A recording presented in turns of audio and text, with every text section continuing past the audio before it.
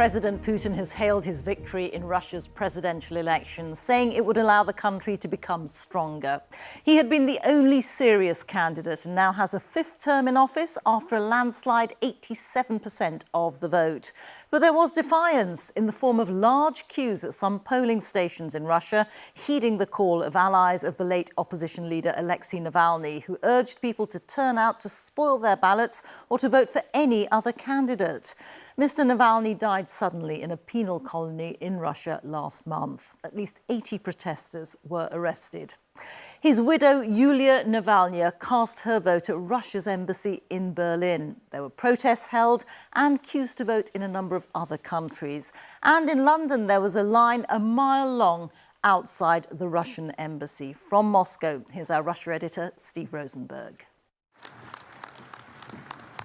For Vladimir Putin, 6 more years in the Kremlin. Russia's president is sounding more confident than ever. Whoever might want to intimidate us, whoever might want to suppress us, our will and our conscience, they have never been able to do it and never will. Then, Mr. Putin's first public comments on the death of jailed opposition leader Alexei Navalny. You may be surprised, but a few days before Mr. Navalny died, some colleagues of mine told me there was an idea to exchange him for certain people in prison in the West. You can believe it or not. I said, I agree, even before he'd finished talking. But what happened, happened. Election results on Russian TV, not a hold-your-breath moment. The winner, by a mile and a half, Vladimir Putin. What an incredible level of support and unity around the figure of Putin, he says, and a powerful signal to the West. But in this race, Vladimir Putin was, from the start, unbeatable.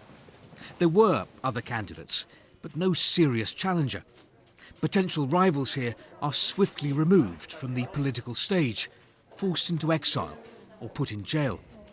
And elections tightly controlled by the Kremlin. But if they couldn't win, Mr. Putin's opponents could at least protest.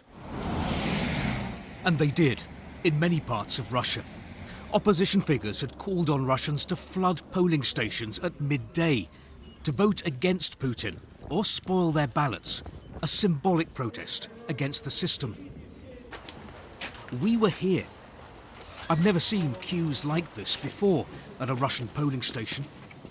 Before his death in prison, Alexei Navalny had backed the protest.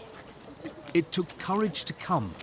The authorities had warned that large crowds at noon would be viewed as illegal gatherings.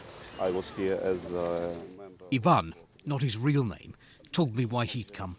It was important for me to see faces of other people who would come here today and to see that I'm not alone in my political views and that there are a lot of Muscovites and other people who believe that Russia can be another country with another future.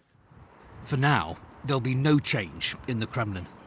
This election was never about would Vladimir Putin win or wouldn't he. Elections here are designed to ensure he wins, and wins big. From the outset, for the Kremlin, this vote was about creating the impression that Mr. Putin has a mandate from his people, not only for war in Ukraine, but also for what he's doing at home, transforming Russia into an increasingly militaristic society in confrontation with the West. But across town, Muscovites continued to pay tribute to Alexei Navalny, the man who'd wanted to be Russia's president. Here, a ballot paper, in place of Putin's name, Navalny's. And this message: he's the candidate we wanted.